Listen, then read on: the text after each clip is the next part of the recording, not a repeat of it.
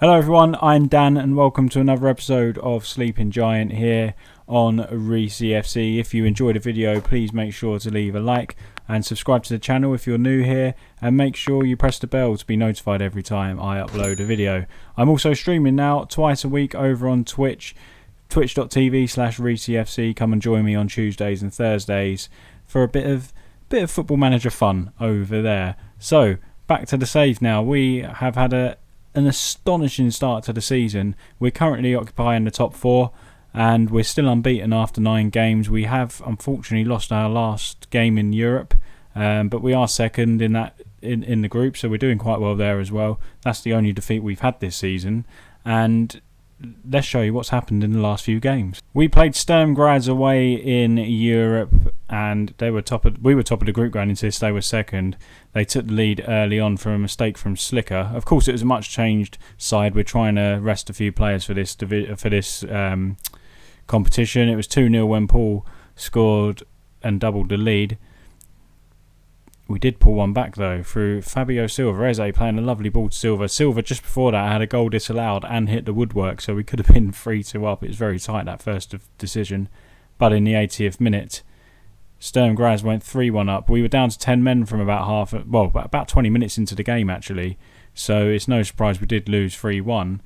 But we learnt our lesson. It's not going to be a stroll in this European competition, and they are well worthy winners. Next up for us was Sheffield United in the Premier League. We went 1-0 up here through Fabio Silva. A lovely little ball here from Costa. Silva beat the keeper at his near post. Sheffield United have lost 8 of their last 9 games going into this one. Romeo played a lovely ball out to Ati Nouri. We didn't actually start well in this game. Calvin Phillips there with a beautiful finish. We didn't really start well in the game, as I was saying, but we did grow, and eventually we won 2-0, and it should have been more. It could have been 4, 5 or even 6. We did really dominate them in the second half. And as I said, we've been in very, very good form since you was last with us for the Bournemouth and Cardiff games. After that game, we went to Tottenham, the hardest game out of our opening 5, as we mentioned, and we drew 1-1 there. We was 1-0 down, and then Eze managed to pull one back. And from there on in, we've literally been on fire. We beat Sparta Prague in both legs, and then we've qualified to the Europa Conference League group stages. We beat Norwich away, Newcastle at home. Games we should be winning if we want to finish in the top 4 and have aspirations of winning the Premier League in the next 2 seasons. We did slip up at home to Southampton. That was a real opportunity wasted there after we played Rochdale in the Carabao Cup. We picked up though against Crusaders. We won 4-1 there in our first European group stage game. We beat Chelsea 1-0 at home. Then we went to Kilmarnock and won 2-1. Again, we slipped up after Europe, so another midweek game. We slipped up at the weekend. We drew to Watford, and then it was a bit of a surprise scoreline, losing to Sturm Graz. I thought we'd win that even with a weakened side, but they were no mugs. They played really well. Although we had, as I said, we hit the bar or the post, and we had disallowed goal. We did have 10 men for pretty much the majority of the game, Rankin Costello getting sent off, and which was poor, and it really let us down. And yeah, we folded basically and lost 3-1. We did try and adapt a new formation when we went down to 10 men. We played okay with it, but we switched the mentality up slightly, and that's when we started to come forward. We went up from defensive to cautious. We sat in too deep basically and let them come onto us. And then of course, as you just saw, we beat Sheffield United, who are really struggling at the bottom of the table. So today then, we was going to bring you back for that Sheffield United game, but because Manchester United are next up for us in the Premier League, we thought we'd bring you back for the Arsenal game in the Cup and Manchester United in the Premier League. So 2 big games. It's a risky one to bring you back for, because we could literally lose both games. However, if you look at the table here, over on the left hand side, Manchester United are walking away with the league this year again. 27 points from 27 points available. So they are on fire. We're in 4th on 21, and if we won 2 of them games we drew, we'd be 3 points 6 points off of Manchester United going into the league game, knowing that if we had won that, we'll be 3 points, we'd be in touching distance of them. However, we look like contenders maybe for runners-up, but certainly for the league, I think Manchester United are too good this year, and we certainly have to beat them at home after this Arsenal Cup game. So it's Arsenal for us in the Carabao Cup 4th round, and we have changed formation. As you can see, it's a 3-5-1-1 as such. The idea being it will soak up a little bit of pressure, and then we'll try and hit them on the break basically. We got like a diamond midfield 4 rather than doing it as solely a 3 5-2 and having two up top. So Dak can be in between the midfield, the link between the midfield and the strikers rather than a big gap there. And the idea, of course, is we went away to Manchester United in the semi-final. Really, we should have gone a bit more defensive and had a bit more of a system. So we've learned from that and we're trying to adopt this kind of formation. There is one change we need to make. Davenport is certainly not a centre-back, but I think he's there. He is there because everybody else is out. So we are going to draft in a youngster from the under-18s who I have played already, and that is this man. Where is he? Wyatt. He's played for us already this season when we've been short at the back. So this is the side we're going with. It's Butland, a back three of Wyatt, Frere, Adebayo. Wing backs are Rankin, Costello and Bell.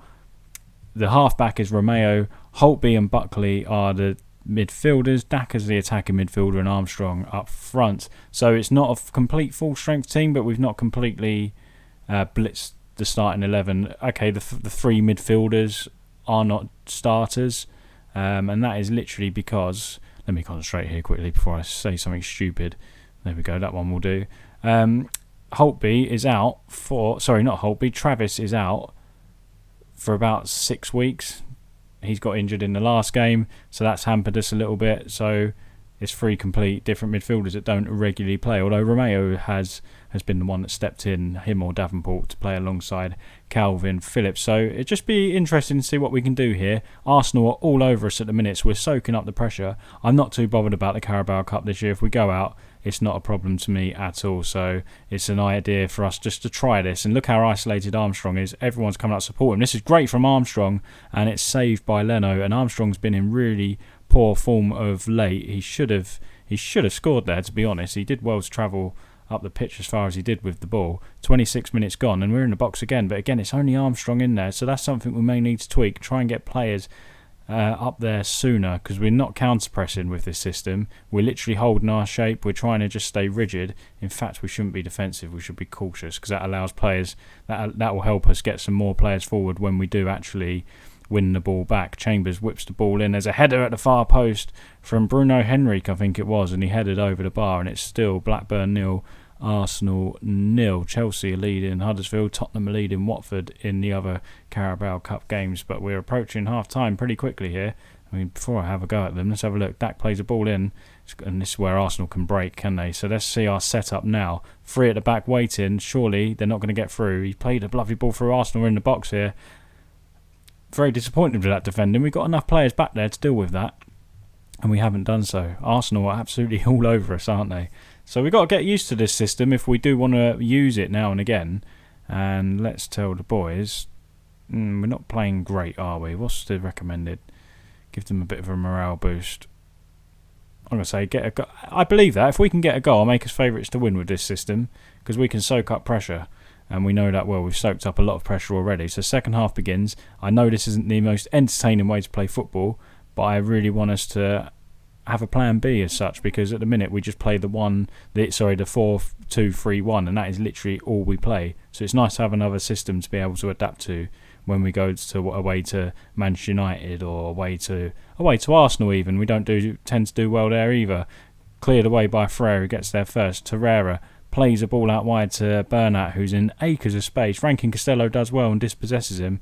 Now, boys, let's get the ball forward. We have looking for Armstrong, and Armstrong has won the ball here. Can he get past the other Arsenal defender? He's in the box. Armstrong strikes, and the game plan has worked. Just under an hour gone, and we're 1-0 up, and it's Adam Armstrong. Lovely, lovely counter-attacking goal. The plan worked very well there. That was a complete balls up there from the Arsenal defender, but Armstrong showed pace. He's been really out of form of late, and that's his first goal of the season. Wow, I didn't even know that. I didn't think the form was that bad. First goal of the season. We're 1-0 up after 60 minutes. We're going to demand more from the boys. Hopefully we can see this game out, and then I'll be absolutely delighted with the plan. However, what a goal that was from Torres. That, as soon as that ball come over and I saw him on his own, you just knew that ball was flying into the back of the net, just the way it was set up for him. We've got to look at this again. It's an absolutely terrific strike. It was Matip's ball there. I don't know who whipped it in. I think it was Pizzi. And Pau Torres. What a strike that is. It was almost like Butland dunked out the way of that one.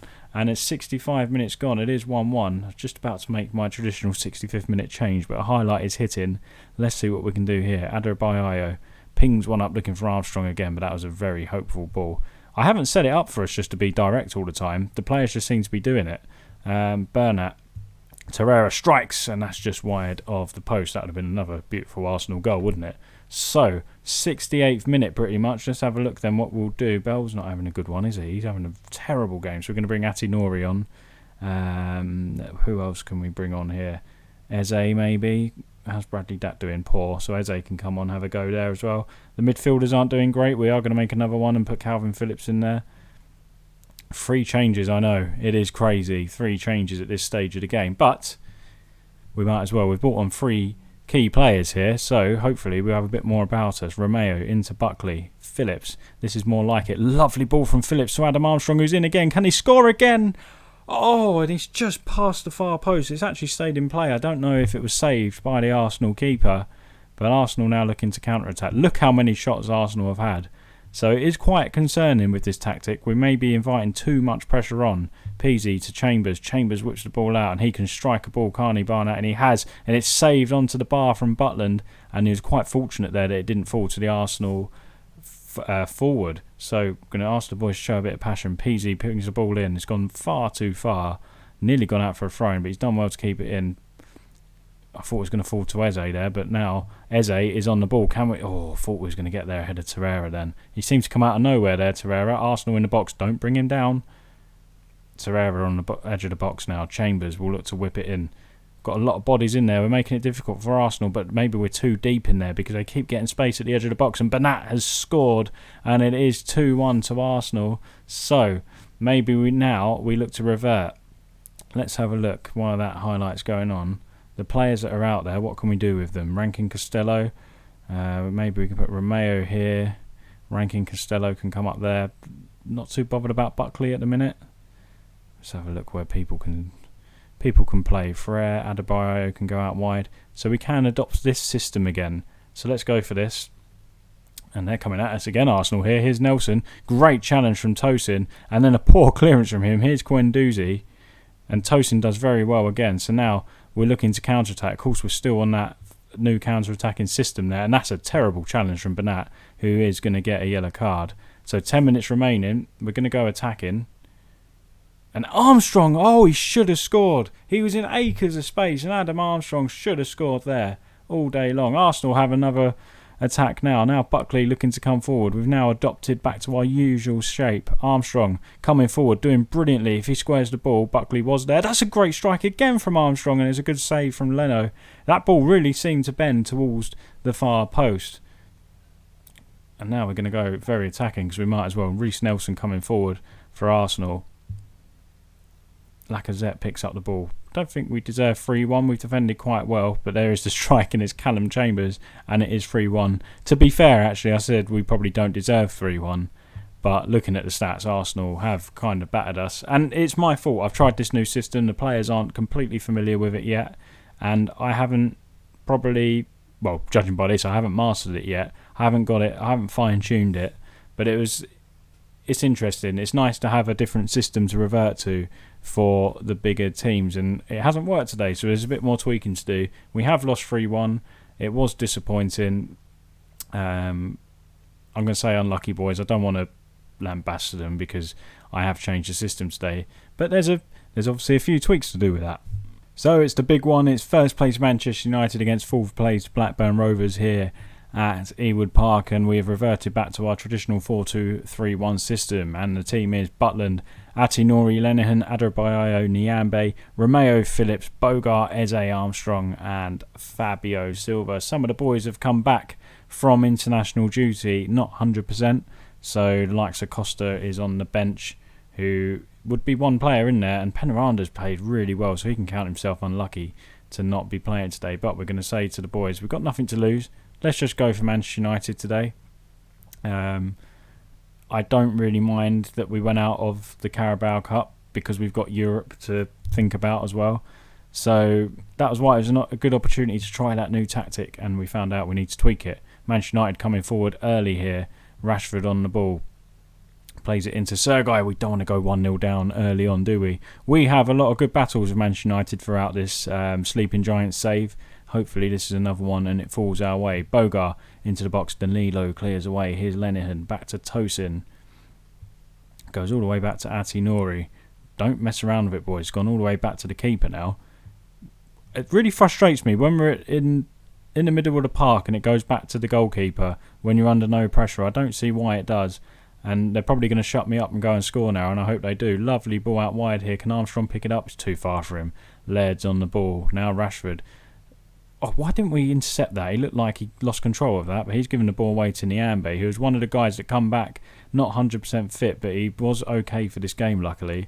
Phillips into Bogar, back to Phillips. Eze, we're playing, knocking the ball around nicely. As long as we actually create chances with it, it'll be good. Here's Fabio Silva with a header, and we lead 1-0 after 12 minutes. He cups his ears in front of the Manchester United fans, and Blackburn lead 1-0 against 100% winning record things Manchester United. I don't know what to say. They've won all their games anyway, but it was a lovely goal from Fabio Silva. Ati Nouri puts a lovely ball in, and Fabio Silva's header's terrific. That's his 9th goal of the season. So we've got 10 goals between our two strikers. 9 of them have come from Fabio Silva. Last year it was the other way around. Armstrong was the one who was in form and Silva was struggling. This year it seems to be completely different. So as you can see, currently we'll be 3 points behind United if it stays like this, but we will still remain 4th because Arsenal and Man City were 4 points ahead of us going into this game, which is a shame. But hopefully we can hold on here, and then after 10 games, there's 4 of us in the title race. However, United have a free kick just before half-time. Typically in United fashion, it should be half-time already. We've gone over the 2 minutes allocated. Rashford's injured, but Fekir's put the ball in. Can we deal with it? We can't. It's gone to Martial, who strikes, and it's a good save from Butland. United still keep it in, and here's Fekir again. Oh, and the defending is unreal. Look at us. We're fighting like champions at the back. Unbelievable defending. Sunday League football, really, but I say proper good quality defending. And we lead 1-0 at half-time, and we're going to passionately tell them we're still the underdogs. Let's give the fans something to cheer for, and that's what we're going to say to them. It didn't really do much motivation-wise. Well, apparently it does there, but it didn't in half-time talk. And it's still 1-0 here. Hopefully we can hold on to this. It'd be amazing. We need a second, though. Bogar strike, and it just goes past the post. Quite ambitious having a strike from there. It would be nice to get the second, because you know how dangerous Manchester United are. They've got some fantastic players in there, and you don't win all 9 games in a row if you're not a good side. Here's Eze. We're playing really well, though. Good ball over the top to Bogar. Latches onto it. If he can play it to Ati Nouri, he's on his own. But Silva's there, and Silva should have done better there, shouldn't he? What an opportunity that was. An hour gone. It's still 1-0 to Rovers, and we're approaching the 65th minute. I'd love to go back to, if it was successful against Arsenal, I'd go back to the little 5 at the back system we had going on. But I don't think it's wise to do that when we haven't tweaked it yet. So we are going to bring on Helge Costa.